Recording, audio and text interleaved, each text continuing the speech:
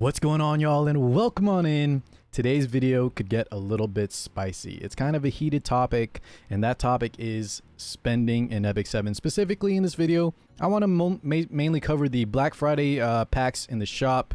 I'll go and show them here, and you can see which ones I've bought already. But the Black Friday packs here, I want to give my overall thoughts on all of them, as well as the Hoochie Shop, because both of these are limited time. There are some major discounts going on for the Black Friday special, so happy holidays, guys. But before we get into that, I need to talk with y'all about just spending in general in Epic 7, okay? And while I do that, while I have this long rant about to start, guys, get ready. Let's go ahead and finish up the rest of my energy. Hopefully your hunt event's going well, guys. Good luck. If you haven't already, we still have another 24 hours at least, I think, so get to farming, right? Take advantage of this event. But spending in Epic 7, okay? I've always talked with my Twitch audience. Anytime I buy something on stream, anytime someone asks, Car, is this pack worth it? I always have to give like a disclaimer on spending in gacha games in general, and then more specifically Epic 7. First things first, guys. Gacha games, which is what Epic 7 is. If this is your first gacha game, basically it means that the gacha is that style of gambling on randomizing heroes. When you summon, right, things are randomized. You can get random heroes, random artifacts, etc. That nature of that gambling aspect means gacha games like this, if you were to spend money in this game, they target that addictive, that gambling nature, and you could be spending, before you realize it, depending on your personality, you could be spending way more than you ever expected to, right? I've heard horror stories from other gacha games, and to be fair to Epic 7, the fact that they introduce pity means there's only a certain amount, right? You'll eventually get that hero that you need, even with the worst of luck. That's why I think Epic 7 does it really well with the pity system. And other gacha games, I would be very hesitant to spend real money on when there is no definite guarantee I would get like that pixelated waifu or husbando, spending even thousands of dollars, right? But that's besides the point. Overall, be very careful anytime you spend in any game like this, especially Epic 7, because of the gacha style, right? The randomized nature, the shiny summons, it just draws on those human tendencies to keep going just a little bit more to get that unit, right? Be very careful, guys. And on top of that, studies have shown the moment you enter your card information on your phone or on your emulator, like I'm using here, you're way more likely to spend in the future, even if you were to just spend on those Burning Leaf passion packs, right, that are 99 cents. The moment you spend one time on those guys, your card is available, you're way more likely, like magnitudes more likely, to spend in the future. So be very careful. My free-to-plays, if you are staying free-to-play for various reasons, you have other responsibilities. You don't have the funds available. Even if you could somehow swing together $2.99, stay free to play if you're doing it for a good reason, and be very careful on these types of games, okay? So that's just my forewarning. I could go way more into the subject on the dangers of spending in gachas, but I want to keep it lighthearted and kind of just give that disclaimer, that warning, okay? After that, guys, do we need to spend in Epic 7? Heck no. This game I will advocate for. Now, I have spent money in the past, but I've reviewed, you guys can check my YouTube library, I've reviewed many players that have gone to the highest levels of PvP, RTA, as pure free-to-play. Now, some of them may have gotten extremely lucky, but any free-to-play, you don't need to shoot for the highest levels of PvP. Just know it's possible.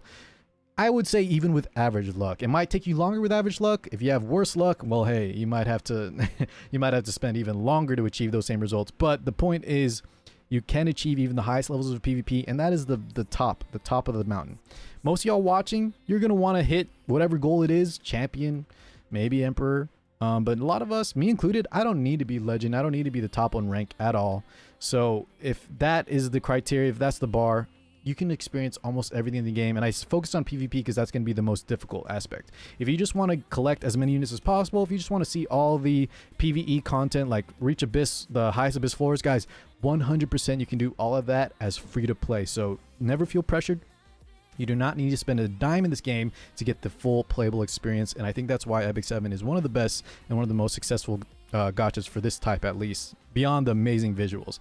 They do a great job on the whole monetary aspect, or at least how much they give in, how much they allow free players to succeed, as well as how much free resources they give to free players. Now, if we were to spend, guys, and I want everyone watching to leave your sort of preconceived notions at the door, meaning some of y'all watching are going to be like, I don't spend anything on gacha games because why would I spend money on pixels, right? Well, guys, whatever it is, just understand that people spend for various reasons, right? Maybe you value a physical item. Let's say some of y'all are anime figure collectors, right? Maybe you would rather have that than collecting a virtual character, because you say, well, this one car is physical. This is just an example I get brought up all the time, but this one's physical car, so I feel like, well, that's way better or more value than pixels. Whatever that might be, guys, that's fine for you, but understand some people do like to spend in this game. And on the topic of responsible spending, who are you to say what they spend on, right? So just view it for yourself. If you don't want to spend, that's fine. I already gave you all the go ahead that you can achieve everything in this game is free to play. But those of you that do want to spend a little bit, I'm going to help you all with what packs I think are the best. I'll give you all a good resource on just a basic determining of pack values in terms of energy, sky stones, what you get out of the packs, and then we'll hammer it home with the Black Friday packs and the Hoochie Shop. But if you were going to spend, if you had the funds, if you wanted to support Smilegate, whatever it might be, you want to get a little more edge in terms of your friends or whoever you're playing against in this game, or just for yourself, you want more resources and you don't mind spending a little bit, that's what this video I'll cover now. And I think light spending in this game, I wouldn't feel guilty about it if it's just treating as a hobby, right? Because there's no esports for this game, not really just yet. It's not really viable to go professional in Epic 7 at the moment. Maybe in the future. But right now, if you have the means, if you take care of all your other responsibilities, guys, treat it like any other hobby. Just be careful of my warning at the start of the video and the fact that this could prey on, you know, your addictive tendencies, the gambling nature, etc. But if you can look past that and evaluate, hey, I'm spending this and I got this amount I want to spend, I won't go above it, then I don't think, no matter how much it is, some of y'all have spent 10s, 20, 30, 40, 50,000 on some of my reviews I've seen people do. If that's how much money they have, they can spend comfortably, who are we to say what to spend it on? Okay, so leave all that kind of bias out at the door, guys, and let's just talk about what packs are worth it and things like that. Okay, so let me go ahead and yield out of this hunt and let's go ahead and look actually in the shops. And real fast, guys, in terms of spending, light spending, even medium spending, I think Epic 7 would be most closely related to card games. So if any of y'all have ever played Magic the Gathering, Hearthstone, what's that new one, Runeterra from League of Legends, Yu-Gi-Oh, anything like that, I think that is the closest comparison we can draw to Epic 7 spending. Yes, there is a physical card, but you know, let's forget about the physical versus pixelated. It's up to the user who's spending, what they value these things at. But I think that nature of pulling packs, right, the randomized cards, sometimes spending more than you want, or just building that deck, I think that's the closest way. So if you're fine spending on a hobby like Magic the Gathering and you have the funds, you're not spending beyond your means, then I think that's how you should equate spending in Epic 7. So let's go and look at the shop here real fast.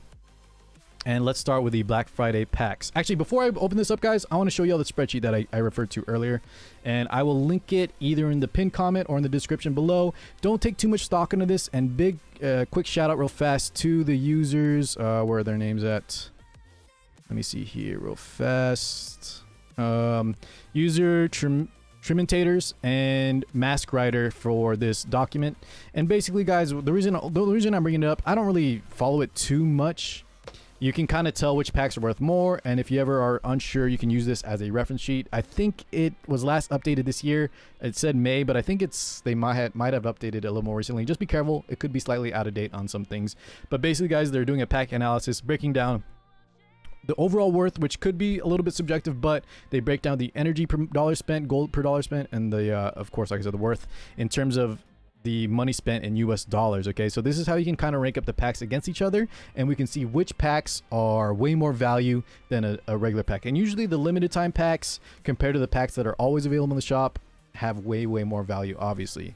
Now there are a few packs that I'll just go ahead and recommend y'all, and hopefully if I don't have it in my shop, I can put it on the screen so y'all can know which one I'm talking about.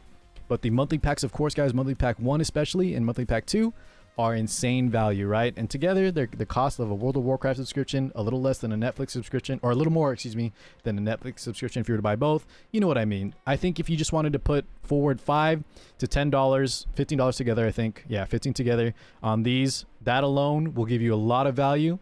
And you know, you feel like you're just subscribing to a game. Now, if you want to take that further, the daily summon pack is nice. Leaf packs, I don't think are that great, even here, especially because we're gonna look at the Black Friday pack. The Burning Passion packs are just much better also, even though they're limited times. And I know I'll put it on the screen, the holiday packs, guys, they're always the same. A large amount of Sky Stones, I believe Molas, Gold, and Galaxy Bookmarks. Those are always nice, and they always come around on the holidays. On top of that here, I know the rank up packs are very good. Not quite as good as like the monthly packs, but the rank up packs are nice, as well as I think the veteran pack is pretty decent value too. Okay, so go ahead and just refer to this sheet and take compare it to what is always in the shop, and you guys can kind of see how much you're gaining if you were to just buy something on the regular shop in general. But the focus of the video was to cover the actual Black Friday pack, so let's get to that now.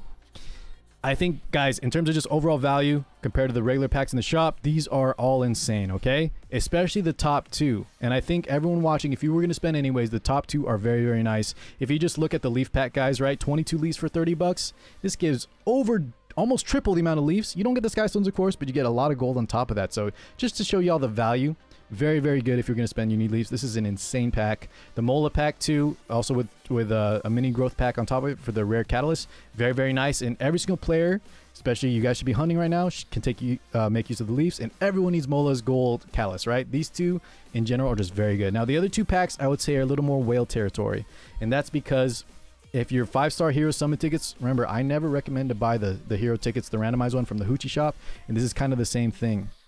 You could be spending $50 for just an unknown slate if these roll poorly. Meaning, let's say, guys, what's the worst hero that you guys would never want to see? For me, someone like Fire Araminta. One, I don't really use Silverblade Araminta, so the imprints wouldn't even be worth it there. And Fire Araminta, even though I love how she looks, guys, don't get mad at me for hating on Araminta. She's just considered one of the weakest units in the game at the moment because Smilegate hasn't given her any love or enough love in the past patches. But basically, if you roll some of those heroes you just don't like, don't want, aren't really good in the meta, don't care for, if they're not imprint worthy either, you could be paying $50 for a slate. That being said, if you don't mind gambling a little bit on that, you could get good imprints, you could get heroes you want, and the less heroes you have, guys, let's say you're a little bit newer, of course their value goes up, right? Just be careful on this one, and then this one to a lesser extent, because we can always powder any artifacts. Artifact imprints are also really, really dang good, and then the bottle is probably as good as an unknown slate, if not slightly better. So pack 4 also good, but pack 3 and 4 have the issues of there's a lot of randomness involved in this if you roll poorly or get stuff you don't want. Okay, so be careful on these two, but in terms of value, they're very, very, very good. Now, last but not least, let's cover the Hoochie Shop real fast, guys. And essentially, boys, I like to buy the Molagor, the Mystic Metals, and the Equipment Conversion Gems. I think every player watching, if you have the Sky Stone, let's say the only reason you wouldn't want to buy these is if you only have enough Sky Stones to get the Fairy Tale Tenebria, who's coming out, I think, in a week. If you are barely at the amount of Sky Stones, or you're still struggling to get as much so you can pity her in case you have to pity her, then don't buy any of these. However, everyone else, these are very good rates. The Scam Shop is finally worth it when you just cut his prices in half. The Molas, I think, are very good. Mystic Metals, very, very good now. Already worth buying beforehand, even before this. And the Equipment Conversion Chests, where I was saying maybe you should buy it, maybe you shouldn't. Guys, I just made a video guide on this. Check it out. This is the best way to get gear. These are very good value now at 200. Buy them all. The Artifact Charms, though, I bought them personally, and I think a lot of y'all, if you do have extra Sky Stones, you should buy, because anytime I do account reviews, the main thing people skimp on is artifacts, and you're missing out on so many stats, so many skill levels. It's just one of the biggest areas of improvement for your account, and people like to skimp on it because heroes and gear feel a lot better, right? But artifacts are super important, so if you do have extra Sky Stones, I would recommend picking these up as well. All right, guys, I think I rambled on long enough. Let me know if you have extra questions on packs, things like that. Stop by the Twitch stream so we can talk about, spending in general, just the whole mentality of it. And yeah, if you have any other questions, comments, concerns, you guys know you can always reach out to me. I'd love to hear from you. Thank you so much for watching. I'll catch you all in the next one. Peace out, guys.